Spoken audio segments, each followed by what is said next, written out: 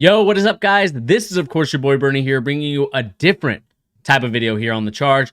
This is going to be the Charge's NBA Draft Lottery Series. Now, the reason why we're doing it for this year, more in particular than most years, is because there are very many game-changing and revolutionary players in this draft class coming up, and is the reason why some teams like the Oklahoma City Thunder, the San Antonio Spurs, and even the Utah Jazz have been clamoring to get a guy in this type of player, and also many others in this draft class because it is immensely talented. Now, when we think of the game of basketball, evolution and revolution has continued to pave the way each and every year. Starting from the 80s, the 90s, to the 2010s, to the 2020s, players and styles of coaching have continued to be reigning supreme, and they continue to evolve each and every time. And that's thanks to, of course, the players who continue to evolutionize and revolutionize the sports and the spots that they play in on the court. Before, when we had center positions, they were traditionally in the post. They would only do post moves. But now in the year 2022, they are now doing shimmy-a, shimmy-yahs. They're doing three-point shots. They're taking people off the dribble. This is a new NBA. And what I feel could be even a better NBA, maybe even a new NBA, could potentially be in this young kid from Le Chesnay, France, Victor Wenbanyama.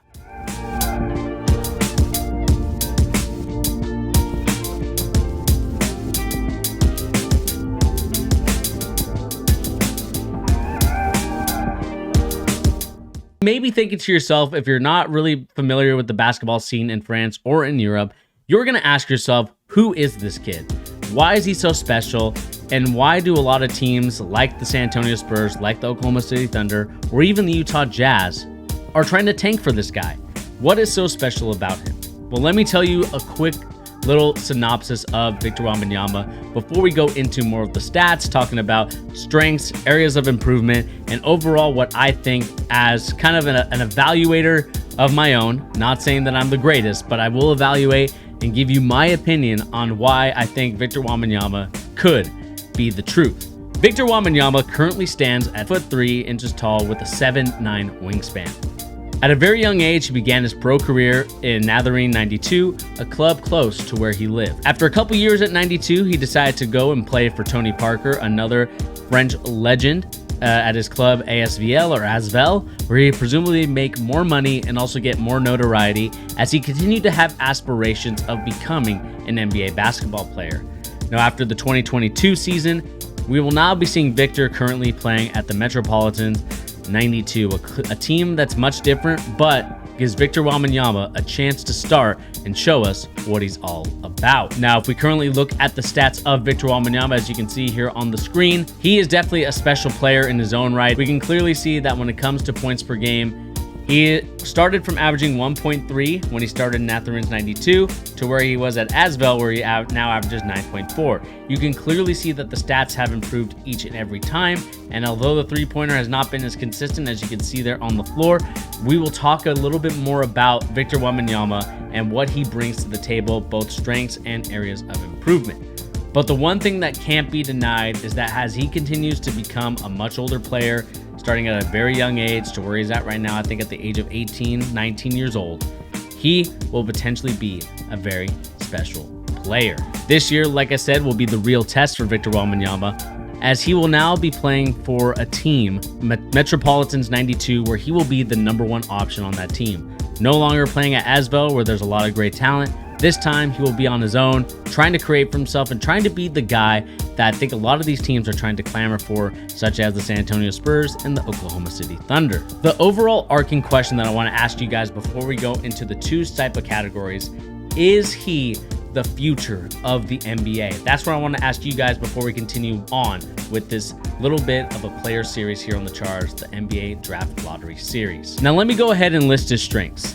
First of all, he is very mobile for a 7-footer. You can clearly see in the clips that you see here right now, he is able to move around and move at such a great pace, who are similar to me of Evan Mobley and also Kevin Durant.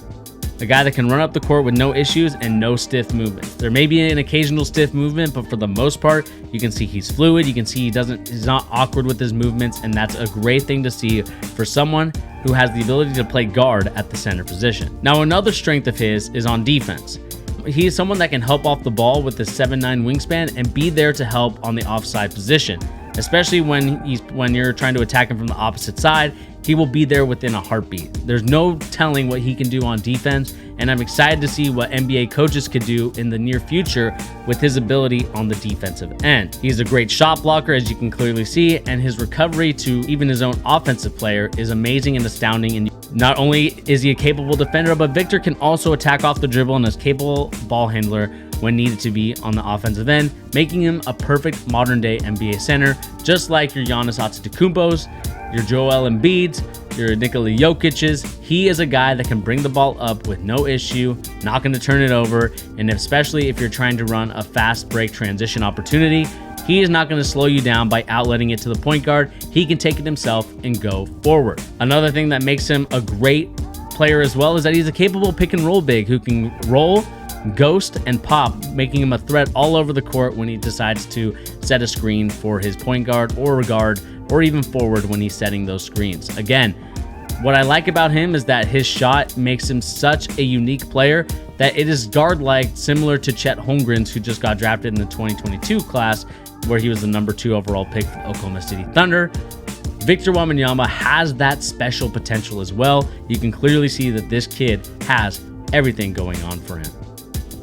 And just like I mentioned earlier, he has a guard-like shot, meaning that he's quick and hard to guard, even if your assignment is him on defense. I mean, it's crazy to think that when you look at this kid, he really shouldn't be playing the way that he does, but just like Chet Holmgren, just like Evan Mobley, you can clearly see that there's a difference about him that makes him a special big in many different situations and circumstances.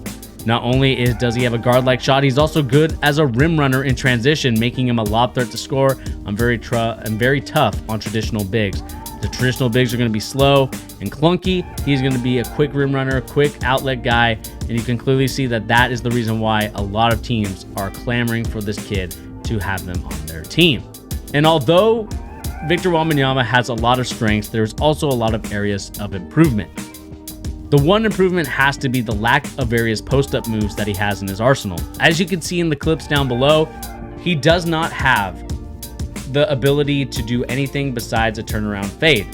While that is great, he's still not consistent with those turnaround fades, making it a lot simpler to guard him at times, and that's where he can get into trouble if he doesn't have any different type of variations to score the basketball. Now, I would love for him to have that different variation, and I think that as he continues to work with Metropolitans 92 and even the NBA teams in his near future, maybe we can see a little bit more growth of his bag and add different varieties to his moves, because I think that's what's going to make him more of a dangerous player. And like I said earlier, he loves the turnaround fade for the most part, is where he likes to shoot those shots, especially in post-up situations. And like I said earlier, it needs to add a lot more to his bag. And what this could be related to, and that's my other thing, is strength. Similar to Chet Holmgren, he can be bumped up at times against stronger guys. And that is something that he's going to need to figure out in this NBA, because in order for him to be a special player, he's going to need to make sure that he's not getting bumped off easy on defense. You want to make sure that you're not getting chested by the offensive player where you're playing straight up, he bumps into you, you move out the way, and he's able to score the basket. That is something that's going to be needing a lot of attention, and I'm curious to see how NBA teams feel about that when he does kind of his own personal workouts, because I don't really think he's going to be playing in the NBA Combine. The other thing I would like to see as well as an area of improvement is I'd like to see him be a little bit more assertive, looking for stats.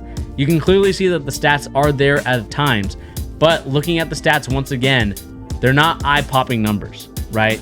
Again, you're basing this all on the potential of what Victor Wenbanyama can do, and of course he hasn't even finished his last season in France before he decides to go and play NBA basketball. And I just think that as the minutes continue to increase, as the shots continue to increase, as his body starts to get stronger and stronger, and if you can tell looking at his Instagram and many other things, he will potentially get there eventually. I think that this is going to be a breakout season for him. I think that he will do a great job for the Metropolitans 92 team, and I'm excited to see how his growth and development continues to progress as he will become potentially the best French player to ever play this game. The other thing I would like him to do as well, that not only comes from stats, but is to be a more consistent shooter and scorer, and that will come with time. From all the shots that he takes, his attempts continue to increase, his field goal makes continue to increase, but so do his attempts as well. Right now, he's shooting about 47% from his last game, about 26% from three-point land, and that needs to be an improvement, in my opinion, for him to be a tremendous player in this league.